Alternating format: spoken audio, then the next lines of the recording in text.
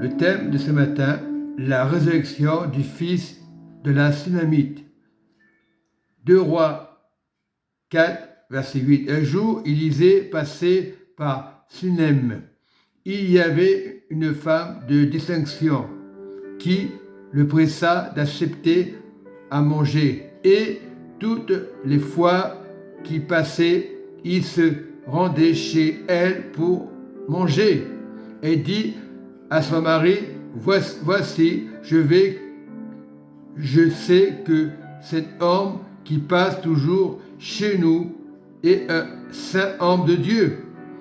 Faisant une petite chambre haute avec des murs et mettons-y lui un lit, une table, un siège, un chandelier, afin qu'il s'y retire quand il viendra chez nous. Élisée, étant revenu à Sunem, se retira dans la chambre haute et y coucha. Il dit à Géasi, son serviteur, appelle cette Sunamite.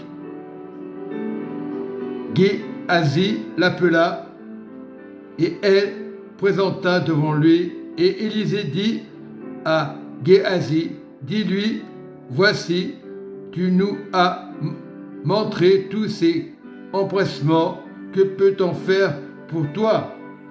Faut-il parler pour toi au roi ou au chef de l'armée? Elle répondit, j'habite au milieu de mon peuple. Et il dit, que faire pour elle? Géasi répondit, mais elle n'a point de fils et son mari est vieux. Et il dit, appelle-la. Géasi l'appela et elle se présenta à la porte. Élisée lui dit, à cette même époque, l'année prochaine, tu embrasseras un fils. Et elle dit, non, mon Seigneur, homme de Dieu, ne trompe pas ta servante. Ne trompe pas ta servante. Elle se pose des questions.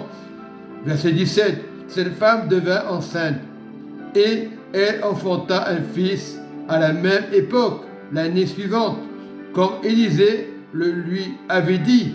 Il ne s'est pas trompé. L'enfant grandit.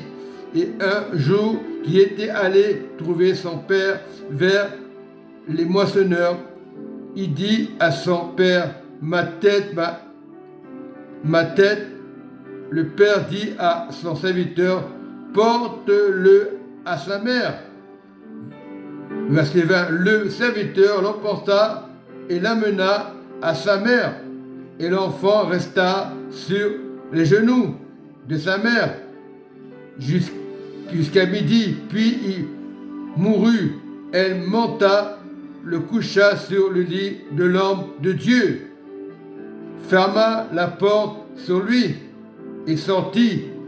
Elle appela son mari et dit, envoie-moi, je te prie, un des serviteurs à une ânesse. Je veux aller en hâte vers l'homme de Dieu. Elle était déterminée. Et je reviendrai. Verset 23. Et il dit, pourquoi veux-tu aller aujourd'hui vers lui? Ce n'est ni la nouvelle lune, ni le sabbat. Elle répondit, tout va bien. Elle n'a pas regardé au sabbat, elle n'a pas regardé aux fêtes.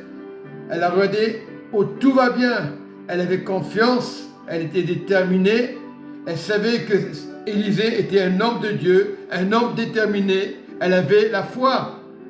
Comme nous sommes déterminés, tout va bien dans notre vie. Il peut y avoir des tas d'épreuves, des tas de difficultés. Comment nous passons souvent des choses, des difficultés, des épreuves.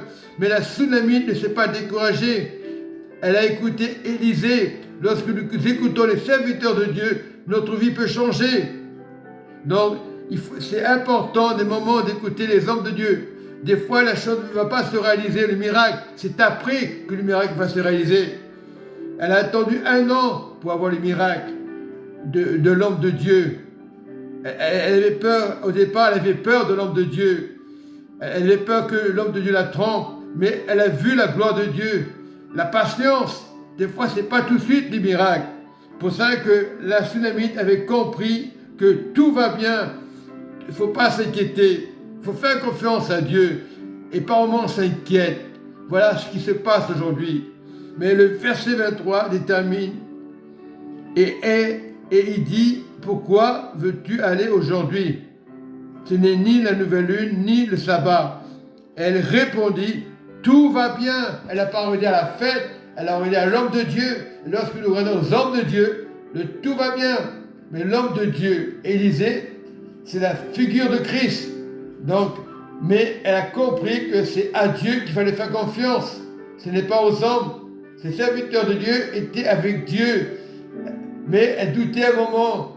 Mais Dieu leur montrait le contraire. Notre vie doit être le tout va bien. Il peut y avoir des épreuves, des difficultés. Mais le tout va bien, c'est notre vie. Et notre vie, c'est être déterminé avec Dieu. C'est pas la fête, c'est pas les choses que nous faisons. Le principal, c'est le tout va bien. Voilà, restons fermes dans la parole de Dieu, dans le nom du Seigneur Jésus. Et Amen et Amen.